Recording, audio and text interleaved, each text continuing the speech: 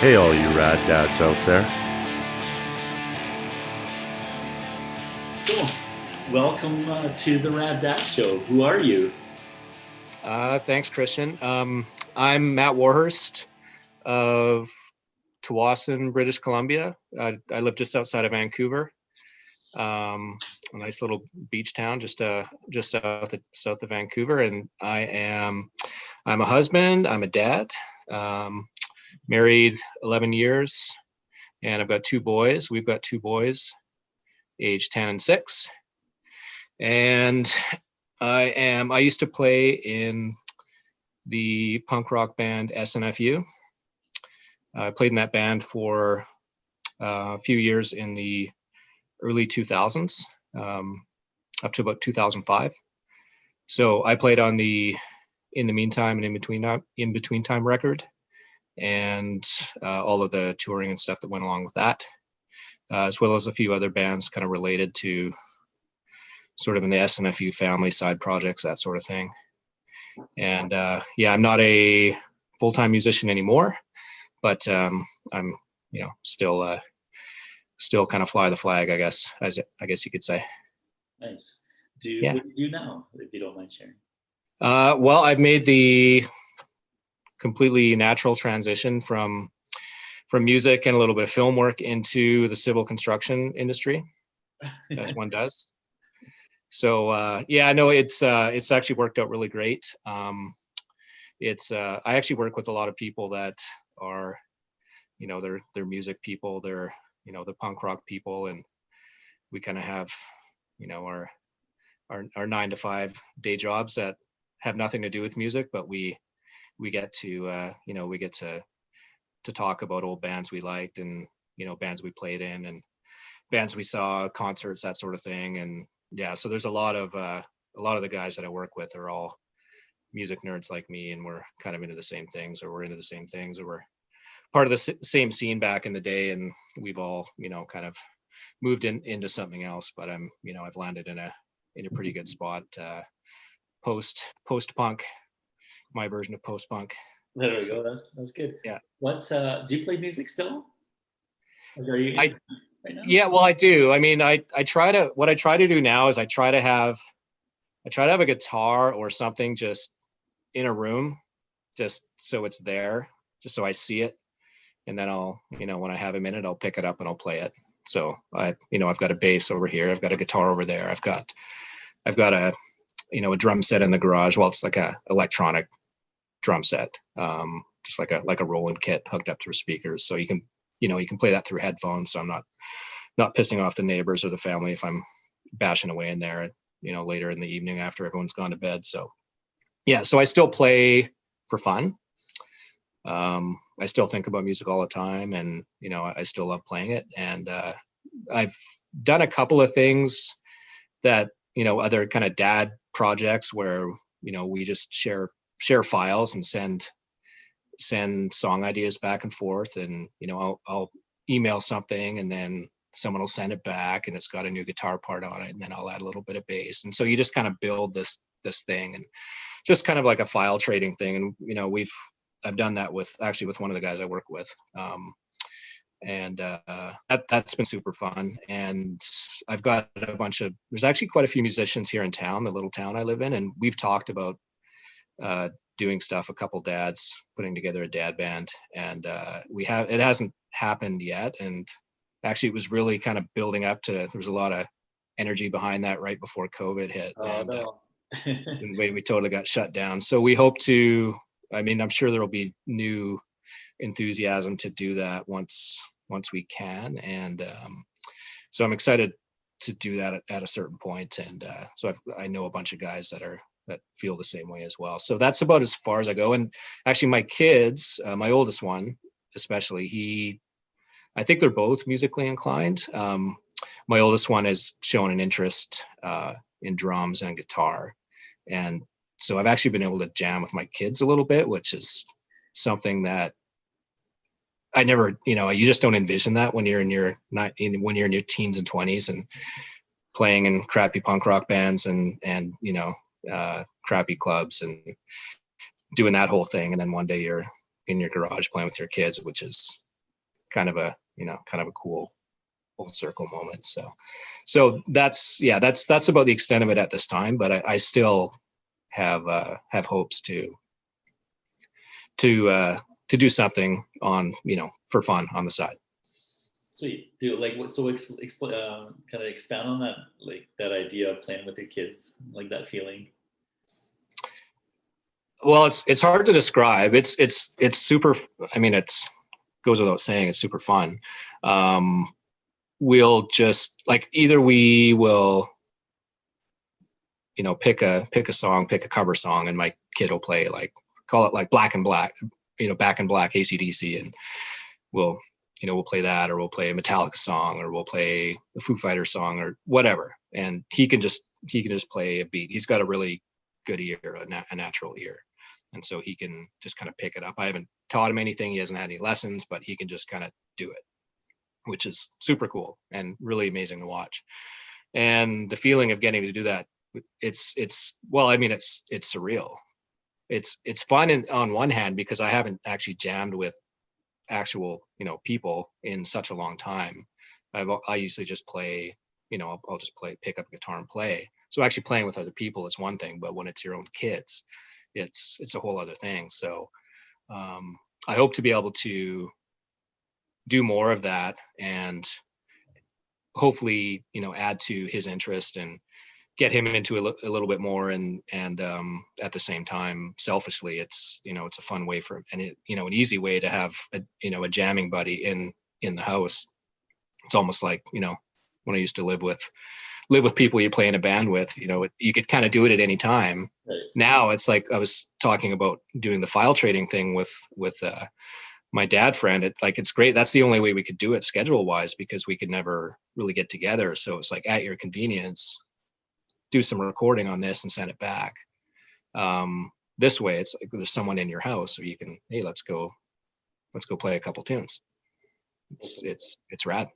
Let's go. Yeah. Do you consider yourself a rad dad? Yeah, I think so. It's not necessarily my decision, but I think if you asked my kids and asked my family, I think they would say yes to that. I think I have to be in the conversation anyway. I mean, I'm on your show. Whether or not this makes it to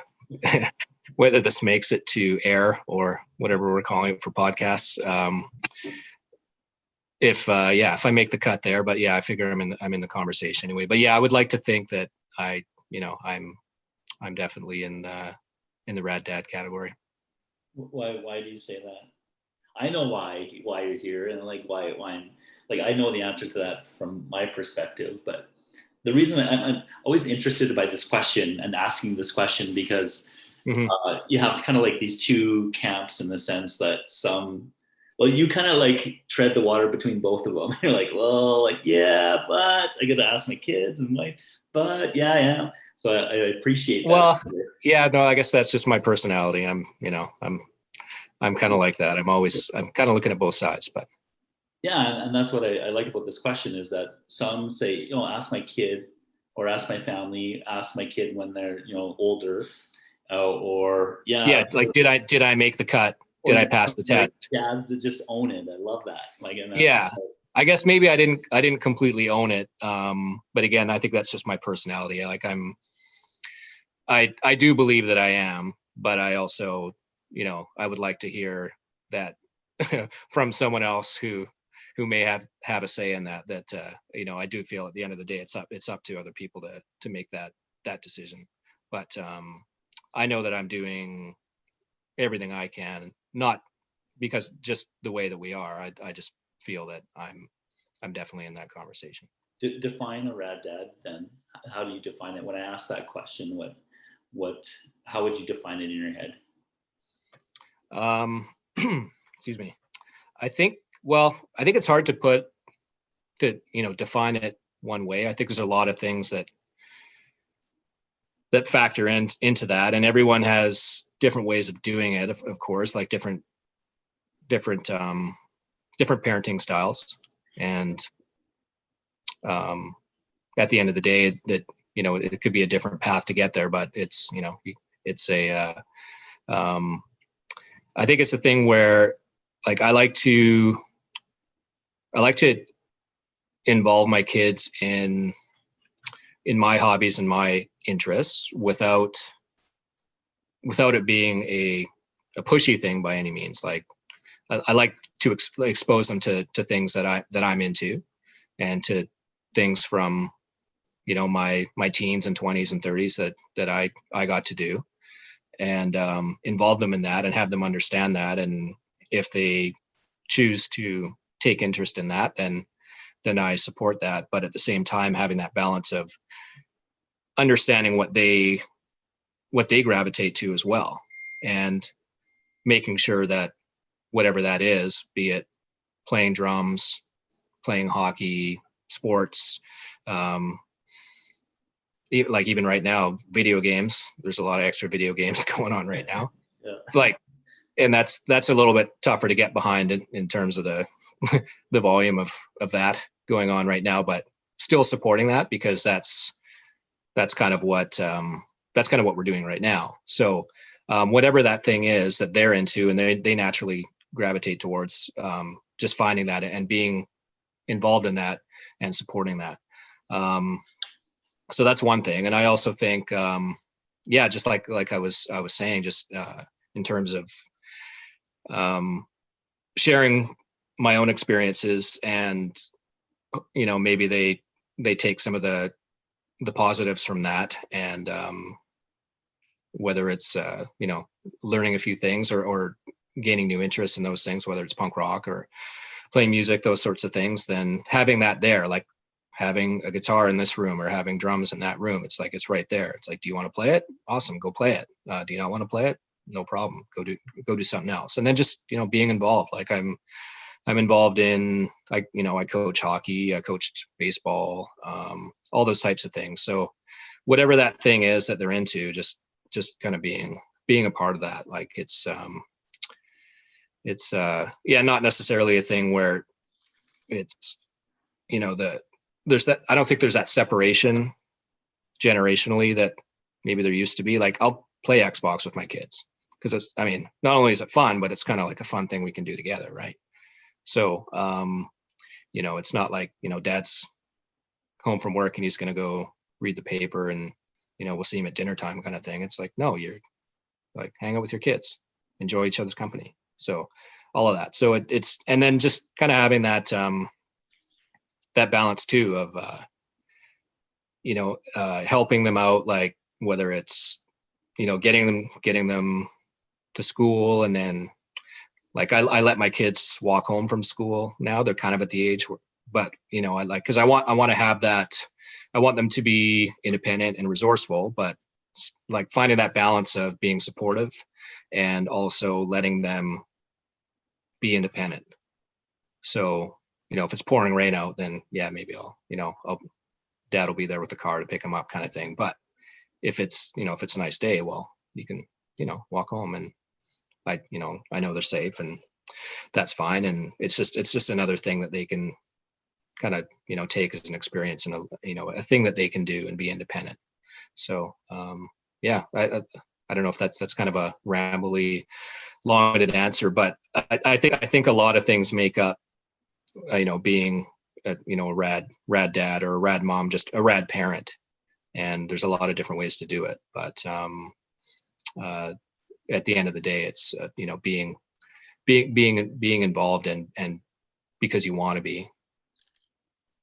So I want to go back to that. You mentioned like the generation kind of idea. You're one of the, maybe the second or third guests that kind of brought that not issue, but that topic up. So like, what do you mean by that? Like, do you find that parents these days, compared to like parents in the past, there was that separation, now there isn't as much separation? Is that what you're kind of referring to? Yeah. And it's kind of a weird thing, because I think that the actual physical age gap has expanded. Like, I was 35 when we had my first son. And my parents were much younger than that when they had, my brother and I. But I feel like there was a more of a separation or gap. Like, not that my parents weren't involved, and like, don't get me wrong. It's just I think in this, year of 2020, I think that generational gap is just, I just think the parenting style has changed, and things are a lot more fluid, where it's not so defined, like in terms of like, dad does this, mom does this, and the kids have to do, like, I don't know. I think it's just more of a fluid thing now. And I just think those roles, the definition of those roles is a little bit more, it's a little bit more loose, I guess. It's not like, Leave It to Beaver and, Ward Cleaver comes home and Well, fires up the pipe and opens up the newspaper. It's like, it's like you get home from school, and then you're doing things, and like, dad's cooking dinner this day, mom's cooking dinner this day. You just kind of roll with it, and everyone has a sort of multiple roles, I guess. Why do you think that is? I'm like super curious about that, and I don't know. I mean, I think it's just the evolution of our society, and in a good way. Like, it only makes sense that, dad's got a career, mom's got a career, and and whoever's available to pick up some and drop offs on this day does it on this day and that day. It's not like, here's your role and here's my role, and we this is how we do it. It's like we kind of do, it's different every day. It's different every day, and you just make it work. So I think it's just a natural evolution. It just makes more sense that, everyone's kind of involved in and doing a bit of everything. What's the most rewarding aspects of being a dad?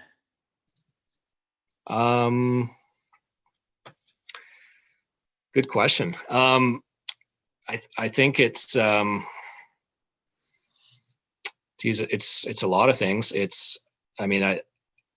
get a lot of satisfaction when you see your kids proud of something they did, whether it's, something that I was involved in as far as helping them along to achieve a goal or something like that, or even if I wasn't, if it was something that they worked for themselves, whether like everything from a spelling test, a good grade on a spelling test, to to making the cut and getting on the summer baseball team. Like, I think it's super rewarding to see your kids excited, motivated, into something positive, and knowing that you as a parent, and whether that's, mom or dad, have had a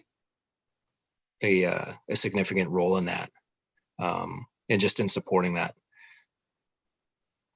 So that to me, it's incredibly rewarding to see, just to see your kids, have a goal and work for something and earn something, and then have that pride at the end of the day. Are those kind of like frank discussions that you have with your kids at the stage? Like, do you sit around the kitchen table, at dinner table, and say, okay, what have you been working on? What's your goal? What do you like? What's your dreams? That sort of thing. Do you have those sorts of conversations, or is it more just kind of? Yeah, I mean, we do. We talk about. I mean, we talk about things that we want to do, and I mean, some of it's I guess kind of unsaid. It's just that say the spelling test, for example, that I didn't do so well last week, and then you can see the motivation's a little bit more present the next week to want to try a little harder and study a little harder, and get that result at the end of the week when the test comes back. So I wouldn't say they're frank discussions, like but we do try to lay out, these are our goals. These are things that we want to do, and then we're gonna break down how we can accomplish these things, and we're going to work towards them and try to see them through. Did you have any fears about being a dad? Not really. I don't know, and maybe I was naive in not having a lot of fears. I mean, I did, but I mean, it wasn't like like an overwhelming, crippling fear or anything. Like it wasn't like that. Like I don't remember like a lot of lost sleep or anything like that. It was just kind of like, okay, this is what I guess at the time, at that stage in our lives, it just seemed like this is what we're doing. So we're just going to go ahead and do it. And so as we got closer to, to the to the date, it was I remember more excitement than what I would call anxiety. Like I was really looking forward to it. Like I couldn't wait to meet him. I remember that more than any kind of fear. And that combined with maybe, like I say, like maybe a bit of a naive lack of fear. Maybe I was just kind of like, yeah, well, all right, well, we're doing this now. And maybe, I mean, credit to my wife on that too, because she's just uber organized and on top of everything. And sometimes I can just kind of come along for the ride. And, it's like, okay, what do I need to pack in the bag? Okay. All right, cool. You got all that figured out. Okay. Well, like I'll help, but I take direction well sometimes. Yeah. So there was this naivety a little bit before, kind of not fear, but did that change when your first son was born? Was it like, oh shit now, or it was just kind of go with the flow still? Well, yeah, I mean there were a couple of oh shit moments for sure. Just, I mean, a lot of it felt really, I guess, natural and comfortable, but there were a couple of oh shit moments when you kind of think, like, just especially the first time around, because you don't really know, you don't have the experience, like like your kid's not eating right and he's losing weight and he's only a week old, and you don't really know, like you don't really know the signs until they're kind of glaringly obvious that oh shit, we're doing this wrong. Okay, so then we fix it, everything's fine. But like there's a couple little things like that where we didn't really know, we didn't know what we were doing with the first kid. So you kind of think everything's fine and then realize, okay, maybe it's not. And then but thankfully there wasn't anything really, really bad or glaring that was wrong by any means, but there were just a couple of things that if it were our second child, we would have seen the signs that this is a red flag right here, and then this is how you deal with it, where we just didn't know. So it's kind of a little bit different the first time, just because you really have no idea. Right. If you were to, it made me think of a different question though. If you were to write like a new dad manual based on, would there be one thing that kind of stuck out as kind of funny or silly or things that you would have want to know?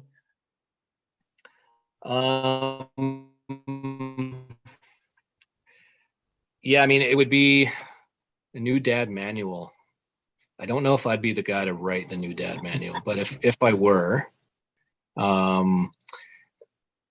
mean, it does help to do some research beforehand, like anything you can do, I guess, to gain a little wisdom from other people's experiences. So whether that's a little bit of reading, and I didn't really, I mean, guilty as charged, I didn't do a lot of reading in advance of having our first baby. My wife did a ton of reading. I did a bit, but again, like sort of naive. It'll be fine. We'll be good. We'll be good. And and we were. But in hindsight, had I done a little bit more research, I would have been, obviously, I would have been a bit more prepared. And I guess the main thing would be talking to other dads and just sharing experiences, like kind of like what your whole group is about. I mean, that's the big part of it is just that communication with other dads and sharing, relative experiences, learning from other people's experiences. I think that's really important. And that would be, in terms of giving advice or writing a manual, that would be the biggest thing, would be just talking to other dads who have, that have been through it. Because I mean, now that just talking about it now, I remember there were a few times, like actually during, when the day my oldest son was born, like it's like the whole thing about being in the hospital and having a plan. Like you have to have your plan. Like, okay, so what if everything goes well, this is what we're doing. If this happens along the way, then we're either choosing this or this. And like all those things, like you kind of have to be on it. And so just, as the dad and as the support person during that whole process, like you gotta be on your game.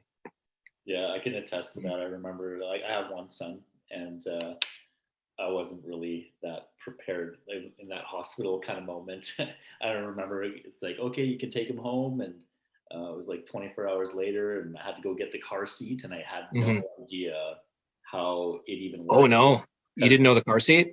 No, because like my son's mom, she put it in her car, and she works in social work and children's, so she's familiar with it. She put it in. I didn't even pay attention. They're like, "Okay, go get the seat," and I was like, it was one of those ones that kind of come out of the yeah. Oh yeah. And I know the one. Couldn't figure it out for the life of me how to get it out, and I was like panicking, and I literally took the whole thing out, and the nurse just like looked at the other nurse and like shook their head, and I was like, oh my god. Like they're like, who is this guy? Yeah. The maternity ward nurses must have a lot of stories like that. I remember when, like, cause I know the seat you're talking about. So it's got the base, the clip thing, and then the seat obviously is removable, and you can keep the baby in the seat and just plug it in the base. And I remember because we did, like, I think I did a couple of test runs with a stuffy or something, or a pillow, or just like, how do you work this thing? Because I knew that, and like that, the nurse that gave you the stink eye there, like I saw that happen to a guy when we were in the hospital and we were just getting out. There was someone on the same schedule as us, and we actually shared a room with them. And I remember I had to pass the car seat test, because the nurse was like, they want to know that you know how to work the damn thing, right? So I had to show them that I know how to do it. But the other guy had to go before me, and he completely bombed, like just no idea. And it was probably similar to your experience. She, not only she was like giving him shit and, giving him the stink eye at the same time. Like they weren't going to let him go until he was able to do it to their satisfaction.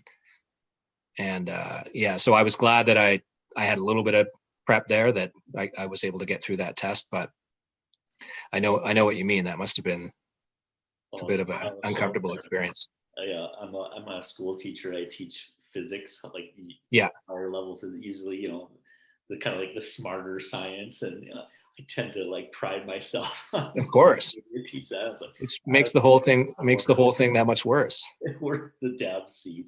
It was funny. I like that, the car seat test for sure. Yeah, that was your But I mean, but you can take that as an experience for next time or whatever. It's like you're going to have your dad fails along the way, right?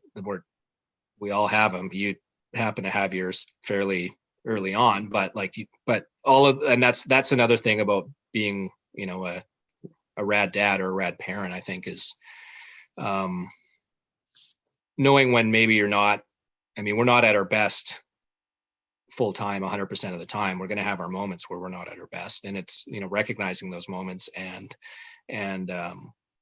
learning from them, right? just so, okay, next time I'm in a similar situation, I'll be better. I think that's part of being a rad parent, is just recognizing your moments of not being at your best and trying to be better next time, and always trying to be better. Do you think there's more pressure on parents now, this day and age, like with the advent of social media and everyone's kind of eyes on people compared to before? Probably. This is a newer question, and I Yeah. don't know if you know who Tim Caulfield is, Dr. Caulfield out of the U of A. So he's written a number of books, and he talks about, with science in the media, and how celebrities kind of push their agenda, and they're almost like the pseudo scientists because they have so many followers and they have so much influence. So you wrote his new book that came out, talks a little bit about the guilt that parents tend to feel now, based on their lives being a little bit more out in the open. So do you feel that? Do you feel more pressure as a parent? Well, what kind of guilt is he referring to? Just in relation to people's lives being a bit more wide open? It'd be like more internal guilt. Like I don't, you talk to, well, when we go, if you will go back, it's tougher to get behind like video games. Like, I don't know, I look at it this way. So I don't know. My parents were involved. Yes. My dad came to hockey, and then I was involved in lots of different things. And I don't feel, when I was younger, had, my parents were there and they gave me these opportunities. But for the most part, they're kind of standoffish. Yeah, go play, go do this. Do you feel like a pressure to be more involved than, say, your parents were? Or? Yeah, I think that's fair. And I was kind of alluding to that a little bit before, just with just how I see how it's changed generationally. Like, because I know for me at the age my oldest son is at, I feel like I was probably a little bit, I was probably out on my own a little bit more. I mean, we lived in a pretty small town, and it wasn't really, I had to watch for cars and things like that, obviously. But I mean, I would, it was kind of like more like, come home for dinner when the street lights go on. That's that sort of thing. Whereas now at my kid's age, we're not really quite there. It's there's more parent involvement. So with that, it makes sense that there would be a little bit more pressure there, in terms of how you would adjust your schedule is more involved with the kid's schedule as a result. So for that part of it, I think there is more pressure on parents to be involved now, and I don't necessarily think that's a bad thing. I think it's just kind of the way things are. But I mean, that said, I mean, everything that we do, it's like it's because we want to be involved, right? I want to give them a ride to karate, or I want to, I like those types of things. It's just kind of like what we do, and I like being a part of that, and we like being a part of that. It's for the social media part, I definitely have we're right kind of almost on the verge of that. Like, how old's your son? Just turned 9. Okay, so yeah, pretty close. So he's grade 4. Yeah. Okay. Yeah. So yeah, my oldest son's he's grade 5, he's 10. We're in that phase where, like, especially right now, like, there's no play dates going on. I mean, you're in Alberta, you're under even stricter lockdown than we are, but we're pretty much right there too, where it's like we're not socializing with anyone, and so the kids aren't having any play dates right now. So all of their interaction with their friends is online. Now, my kids aren't on social media yet, but I'm sure they will be at a certain point. And yeah, I mean, that's a whole new thing we're gonna have to be dealing with, and how we're going to deal with that as parents with our kids. It's I don't know. I watched that movie a couple weeks ago, The Social Dilemma. Have you seen that? Yeah. You watched it? Yeah. Wow. It's pretty eye-opening. Hey, I mean, it's not really anything that you didn't know, but it just really fires a big bright spotlight on it.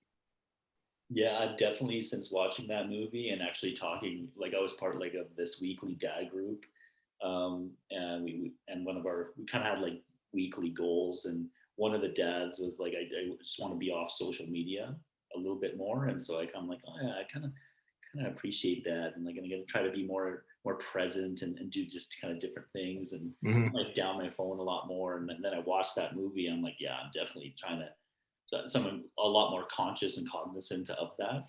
Yeah, 100%. And that's something, it's so easy to fall into that trap. Like, it's just like, your phone's just right there all the time. It's right there. You can just check something. Oh, I got to check this quickly, or I get a notification here or whatever.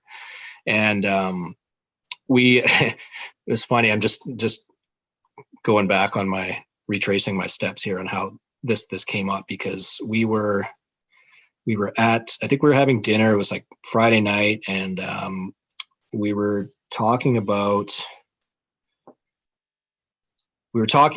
just my oldest son, and he was kind of wanting to. Oh, I remember what it was. He had a YouTube channel, or has a YouTube channel. Now he's not like a YouTuber, but that's kind of a thing. It's like all the kids, they kind of want to have a channel and they want to put out content.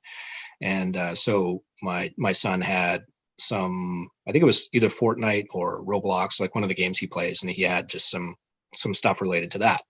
And it's like, hey guys, here's my new video, like check it. And you know what I mean? It's kind of like, check out my new video. And then, then you get these responses, and you get, someone will comment, great video, or, that was super cool. Can't wait to see your next one. And, or just, whatever, likes, just that interaction. And he came up to us and he's like, hey, I just wanted to, and I'm glad he did this. He's like, hey, I just wanted to check and see if I could post this. And we're kind of like, okay, well, we're just having dinner. And like, well, we'll look at that after dinner. And so we're looking at it, and there was already a couple videos that were posted. And Meg, my wife, she was like, when did you put those up? She's like, oh, I asked Dad about those a couple weeks ago. And of course, I did give it the green light. I didn't fully qualify that as much as I should have, but I felt it was pretty harmless, and at the time. And then I looked at it, and I'm like, well, okay, there's these people interacting with it, and who's this guy? Oh, that's so and so from my class. Okay, who's this guy? Well, that's so and so from hockey. Okay, who's this guy? I don't know. Oh, okay. Well, how do you know? Or how do you know this guy? I'm like, I don't know. He just came across my video and he commented on it, and everything was fine. It was positive, but it's just kind of that, and it goes into that in the movie without spoiling the movie for anyone that's listening that hasn't seen it. I definitely recommend it. But I guess that feedback, or that need for that positive response, or just that just that simple like or a comment or something like that. I mean, that's kind of what it's all about. It's just getting that back after you post it. And so we actually sat down, we watched that movie that night with my son. Oh, wow.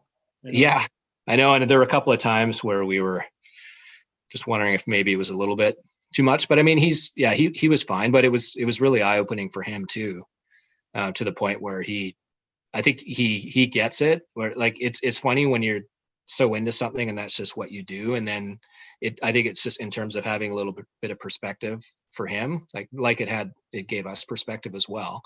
But for him as a 10-year-old to actually have that perspective and be like, wow, that's why they do that, or that's how they do that, or that's how I get those ads, or that's why this video keeps coming up in my, next series of things in YouTube. And just how that whole machine works is it's kind of, I don't know, it's like just everything that's behind it. It makes it's totally unregulated. Like there's it's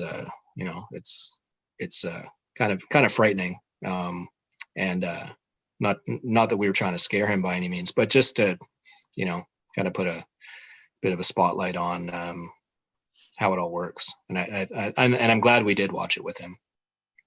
Cool. I think I might do that. Yeah, my son's been bugging me for a year or so to do a YouTube channel. And how do you feel about that? I want him to do it I want him to have a reason to do it. Like, because he sees my stuff on YouTube, and he's familiar with Rad Dads. He's been at kind of events and stuff like that. And I would be okay if it was, I would restrict it a little bit.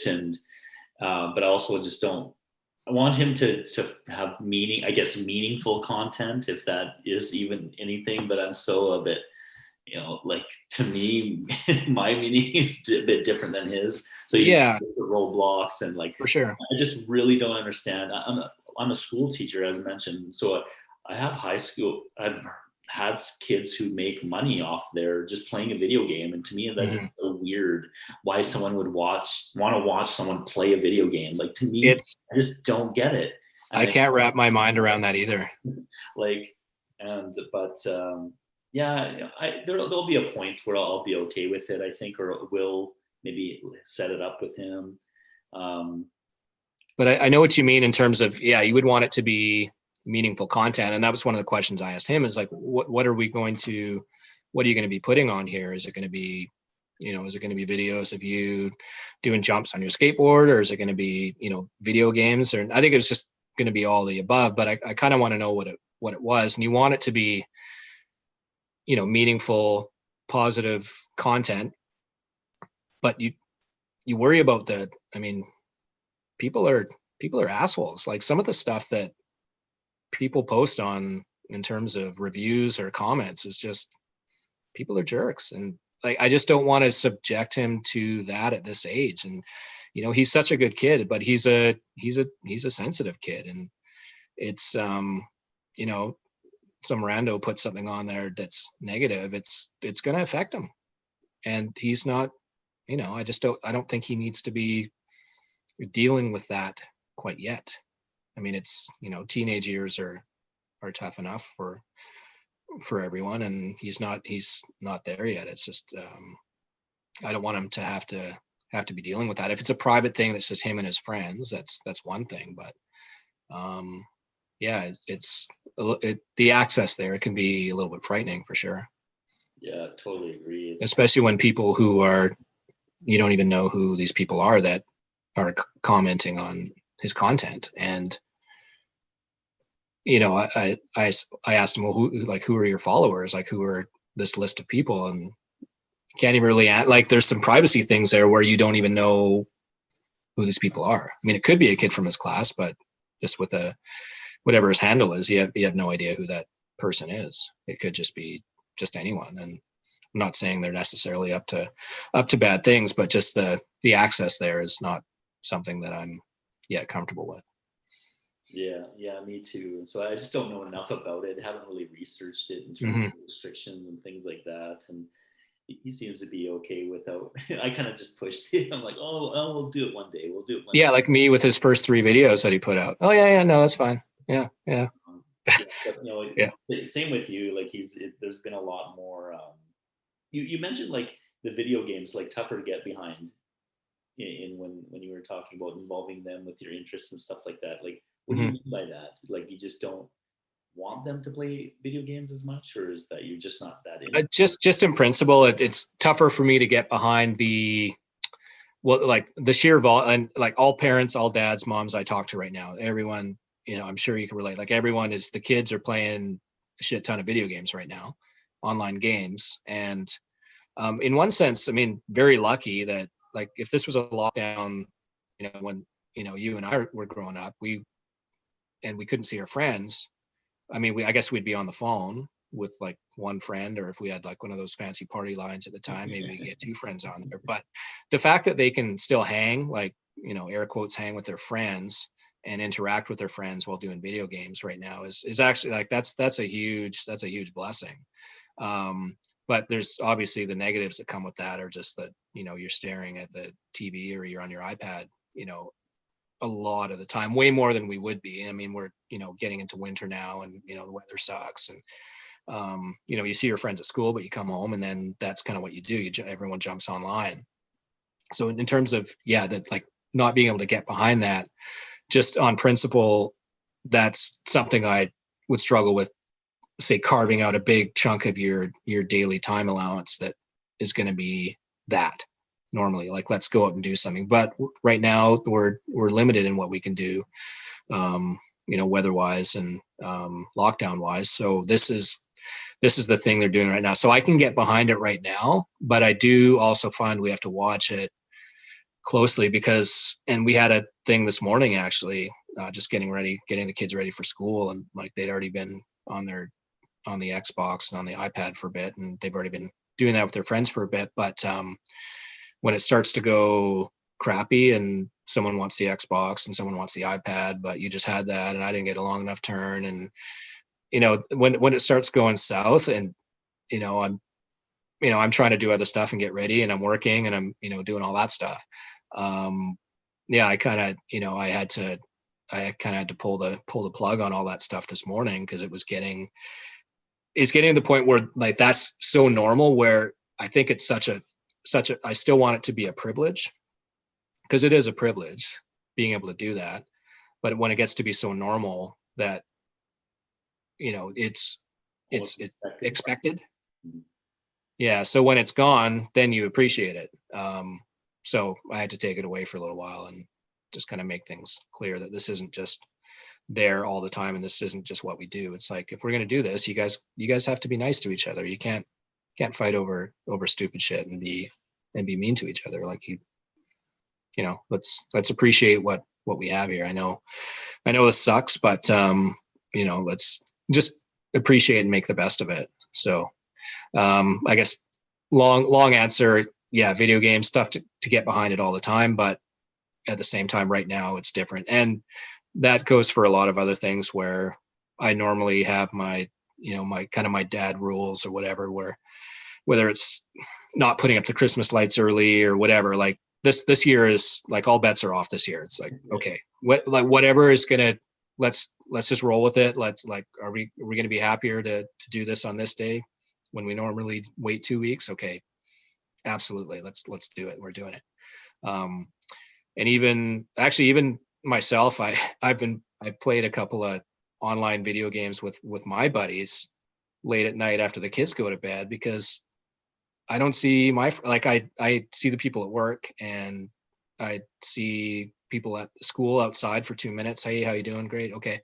But other than that, like, all of my interaction with my friends is either, text messages or vid chats, or, I joined up with a buddy online, and we played a hockey game online the other night, and that was super fun. You have a beer, you turn on it sounds super nerdy, I know, but these are it's tough times right now. So normally I'd be over there having a beer with them, but we can't do that right now. So, or vice versa, be over here. But it's tough, Yeah. I'm similar to you. I coach hockey too, and so we, it was just, our team was just getting going. It was super exciting. Oh, it's terrible timing. Like, my son, there was a positive case in his class, and so he had to isolate at his mom's, and so he was out for 2 weeks for hockey. Missed our first set of games. He was coming back for the weekend, and that's when they kind of locked things down again with the hockey. So he missed, and he was bawling, and I felt so bad. He missed the game, and then he was excited, and then shut down, and then they shut down again. It's pretty. Yeah, it's heartbreaking, and that again, just a longer leash on all that stuff. I would normally have my, I'd lay down the dad law on things normally, that I'm having a longer leash, or trying to have a longer leash about those types of things right now, just because we're just going to roll with it. Like, it sucks. Hockey's a great example. This was like, I remember, like, I'm a shitty hockey player. And my best year of hockey was my son's age now, because it's kind of that age where it's like, some people can skate, some people can't skate. If you can skate, okay, like, there's a huge gap between you and the kids that are still learning a little bit. Whereas, like, next year, when you move up a level, it's a pretty level playing field. And I knew he was going to have a really fun this year. And we got one game in. He had a great game. he was like all smiles, super happy, and all the coaches were happy, all the kids were happy, and the team's kind of starting to bond and everything. And then yeah, it's right now it's like what you can relate. It's just we see a lot of cones and skating drills and edge work and that type of stuff, and it's trying to keep it fun for the kids right now is challenging. Are you still practicing right now? Practicing social distance practicing. Yeah. We're not even allowed that. All the rinks are shut. So there's the rinks are shut down. Okay. Yeah. So I mean we're able to do that. We're lucky that we can do that, and we actually see the other kids on the team, but it doesn't feel anything like it doesn't feel like a hockey season. Like this time last year, it's funny. We're leading up to Christmas, and I'm going through my phone, and cause I'm collecting photos to send out to family, photos from the year and stuff. I'm going through photos from last year. I'm like, oh man, I was like super bummed out because I'm looking at this time last year. We'd already been on a team tournament. We went down to Seattle with the team, and all the parents bonded and the kids bonded, and we're in a hotel downtown for 3 days, and parents got stupid as they do and had a great time, and kids had a blast running around the hotel, and like you just had that bonding experience. And I mean, I say that like just I know it's such a small thing compared to like this is hit hard for a lot of people, so I can't complain. Like we're weathering the storm pretty good, and we're missing out on these types of experiences, but that's very that's pretty insignificant compared to what a lot of people are having to deal with. But it's for the kids though, like they're not grasping the whole scope and size of this thing, right? So that's all the kids are seeing is like, no, we did this last year and we can't do this year, and it's a bit of a bummer. So just in all ways, whether it's the kids at hockey or your own family, just trying to keep things fun. That's the goal right now. Yeah, it could be a challenge. It can be a challenge. Yeah, my son's like, so I have a week on, week off kind of thing with his mom. Yeah. So it's like, okay, what are we gonna do today? It's like, we can't do very much because right now, well, in Alberta they restricted outdoor get-togethers, and so you can't. So it's like basically banned. So yeah. To like organize something, although you kind of today we went to the outdoor rink and stuff, but you can't have more than 10 people. So you can't, the ski hills are open, so we do ski, and so yeah, we do that. But that's crazy. It's so crazy. Yeah, I know it's tough. Like there's, I don't know, like an outdoor get together is to me a lot different than having people over to your house. I completely get that.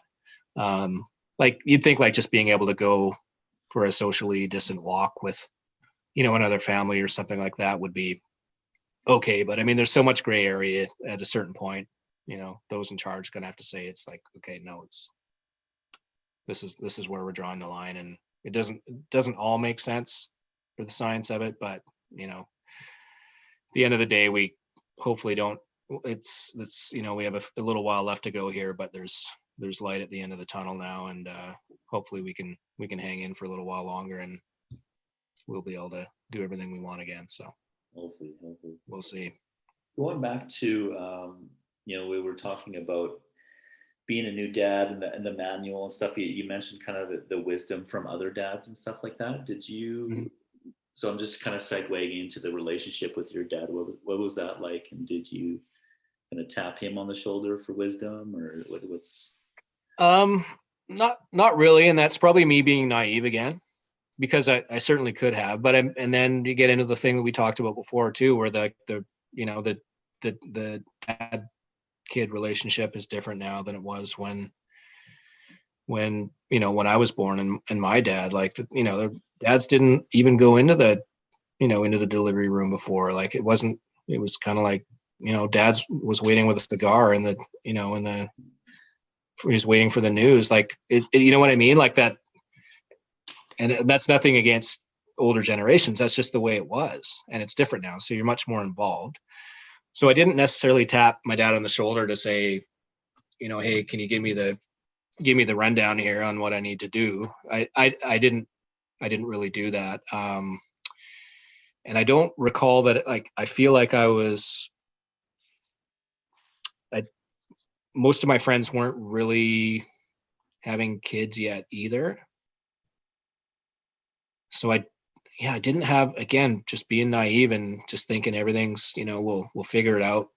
A million people have done this before me, and we'll be fine. Like, we'll figure it out. So I didn't really consult a lot of, a lot of other dads to say, hey, what do I need to do? I guess I felt confident that we were going to be okay, and I'd figure it out as we went along. Was your dad there kind of supporting you, or just it was kind of the same sort of thing? No, I had kind of an interesting, like, for me, actually, like, so my parents split when I was quite young. And so I had a stepdad quite early on, when I was 5. And it ended up being, like, I'm incredibly lucky where it's the situation now where my dad and stepdad can have a beer.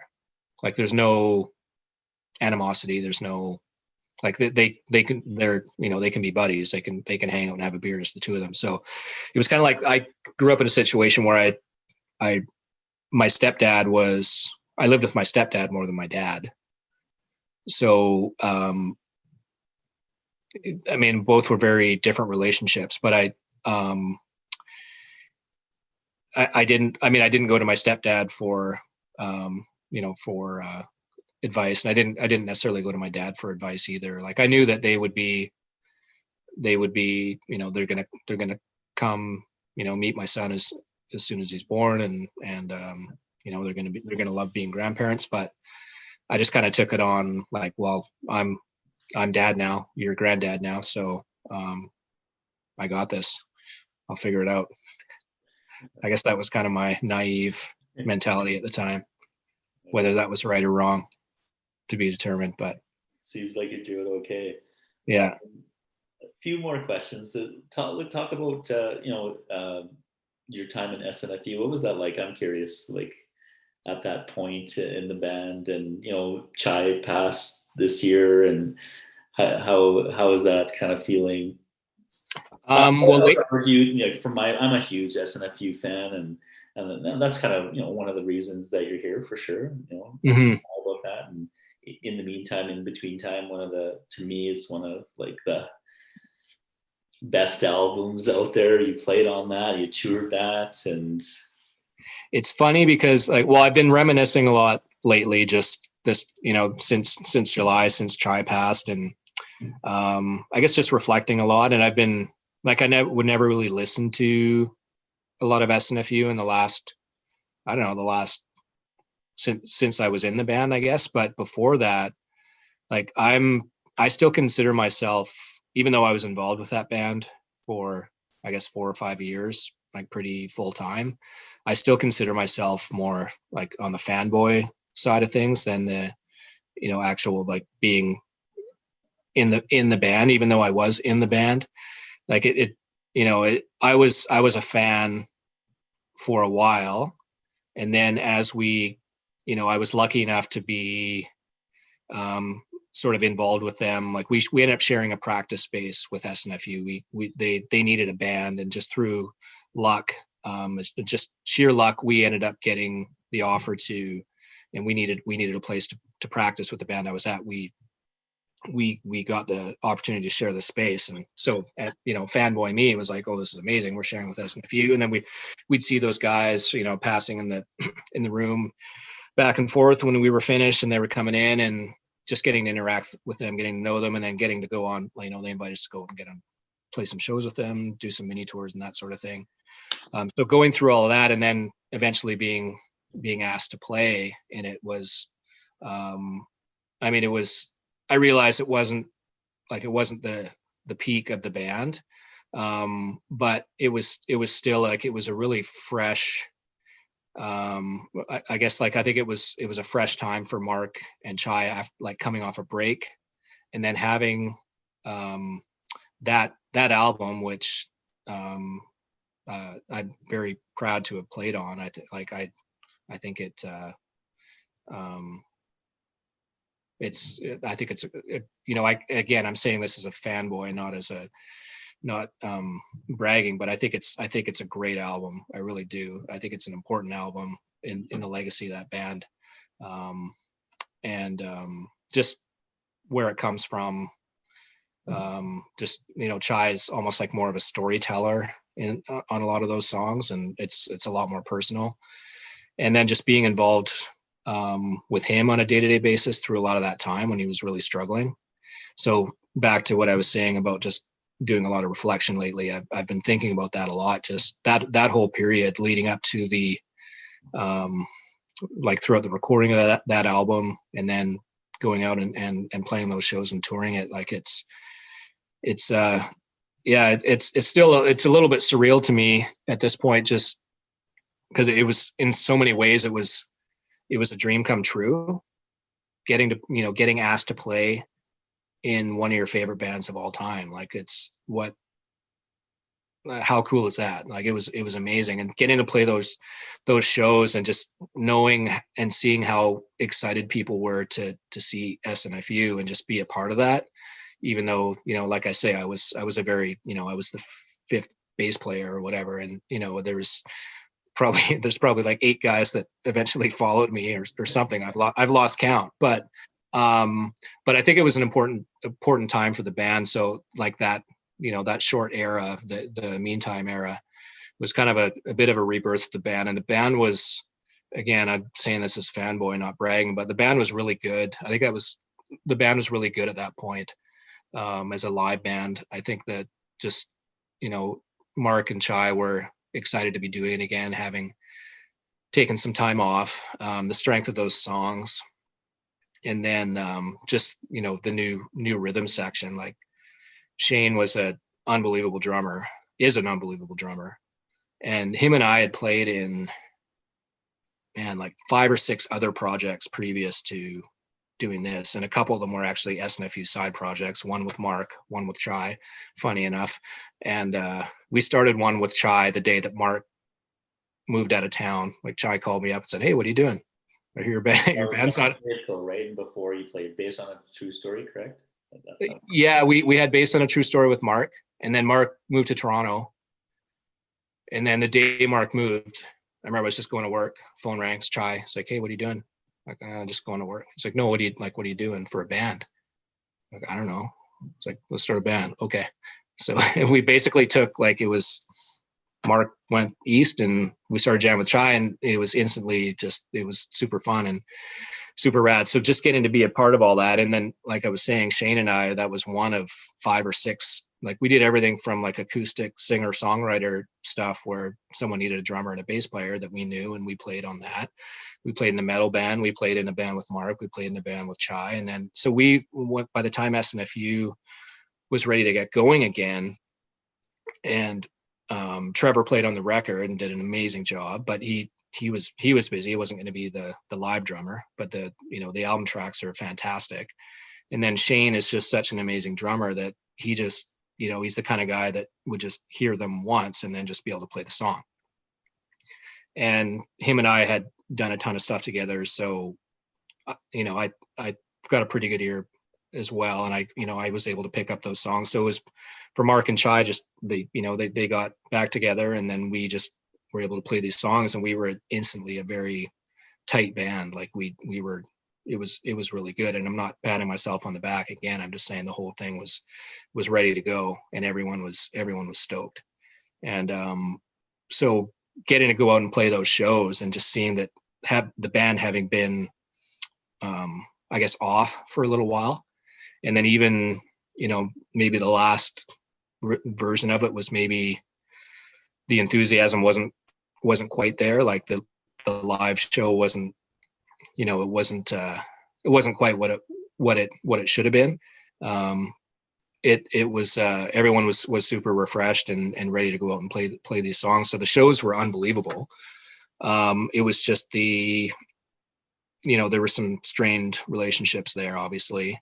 I mean, Mark and Chai had spent a ton of time together, obviously, in vans and airplanes and buses and hotels and all that. So there were kind of instantly there were kind of, you know, divisions within the 4 of us. Like Mark and I really kind of got along, and we were kind of the dads of the band. We were the ones that were, calling the promoter to advance the show and make sure we were on time for load-in and everything. And,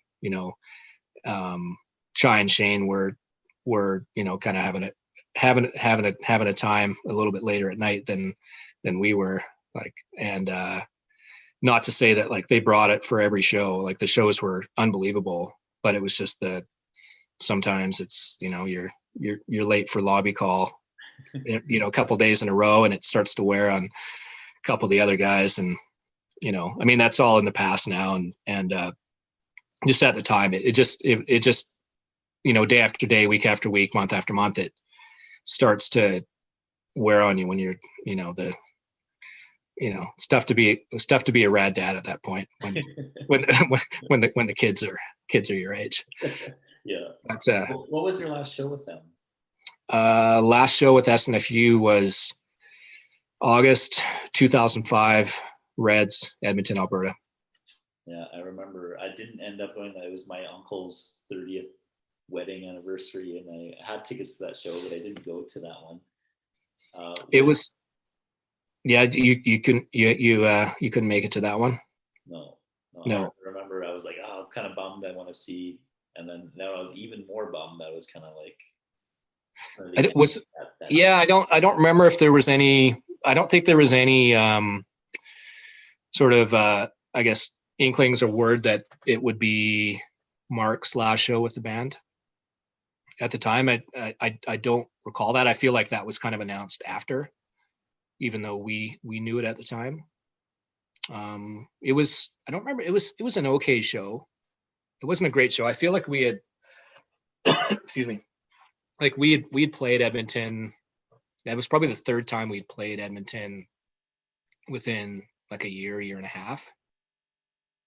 And the first one, especially, like with the I guess kind of the the comeback show after the 4 or 5 year layoff was amazing. I think that was at the Starlight Room, if I remember correctly.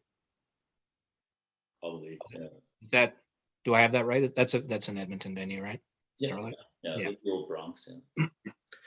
Yeah. So that one was great. Reds was okay. It was, but I remember it being a little bit like, yeah, it was sort of a bit of a, because we knew it was the last show and it wasn't like a public thing, and it was, maybe we had been there, I don't know, 6 months before, so it wasn't like there was a huge, people were there. It was good, but it wasn't like there wasn't a huge. I don't remember the show being like, as far as the energy level of the crowd or anything, being kind of off the hook, like a big triumphant send off or anything like that. So it was kind of like an okay show, and that's a pretty big, like, cavernous venue too. Like if the place isn't jammed, it's, you can kind of feel it a little bit. So I remember it was okay. And then it was just kind of, oh, okay, it's done.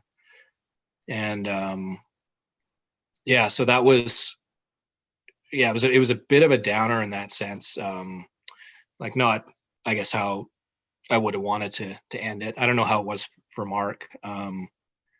But I mean, at the end of the day, I look back on that time and I remember just great memories of playing those shows. And again, just getting to be fanboy and playing those songs that I loved, and had the, was very lucky to have the opportunity to actually play with those guys, and just some amazing moments on stage. Like, I've played in lots of other bands where it like the energy level of the crowd and the interaction with the crowd, people singing back to you, knowing all the words, getting hit in the face with microphones and getting spit on or whatever. Like, it was just all part of the show, and it was unbelievable. And I feel very, very lucky to have had a small part in that during that time.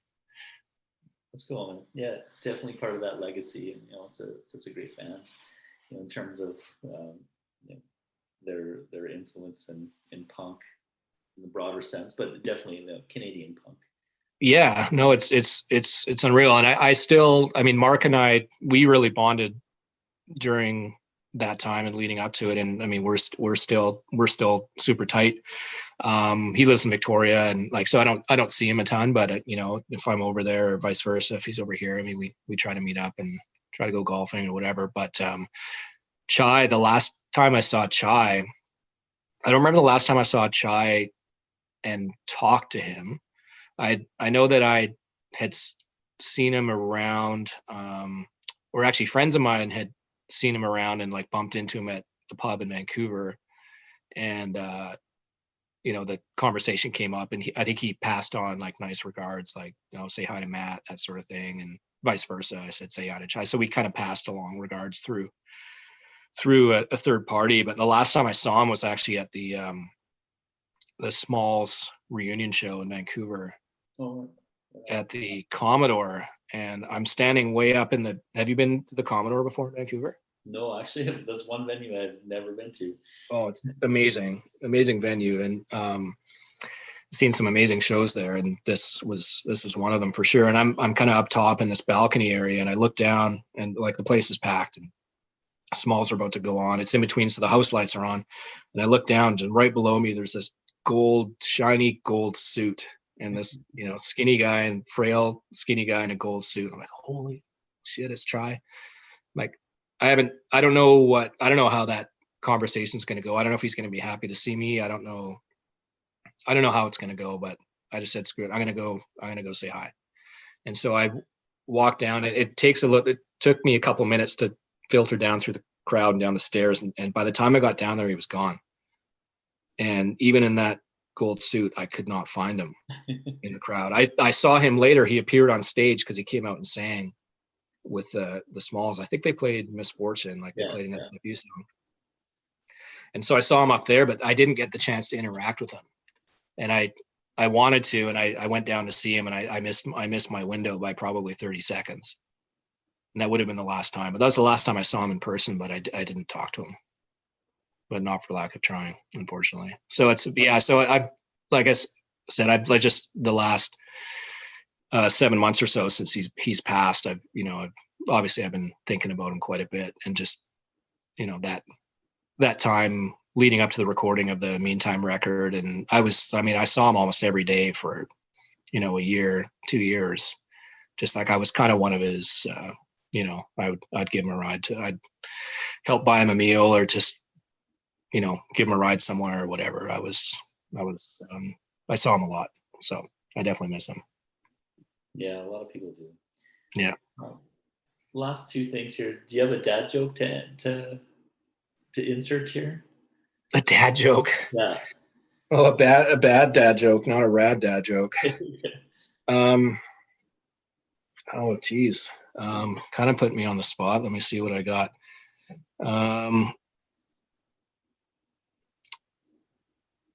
Let me see here. Why do they? Okay, here we go. This is terrible. It's a dad joke, so that you're setting the bar low. Yeah. Okay, why do they put barcodes on the side of Norwegian warships? They use that to Scandinavian. It's good. I like that. That's dad worthy, right? It's a bad dad joke. Yeah, it's bad. It's bad. Last bit here. Any words of wisdom to any of the dads watching or listening to this? I would just say maybe don't be as naive as I was leading into being a dad. Do your homework and just talk to other dads, and try to gain some wisdom through other people's experiences. But at the same time, like, do it your way, and just try to be. There's a lot of different ways to be a rad dad, but do it your way and just be rad. Thanks, Matt. I appreciate your time. Thanks, Christian. Nice to talk to you.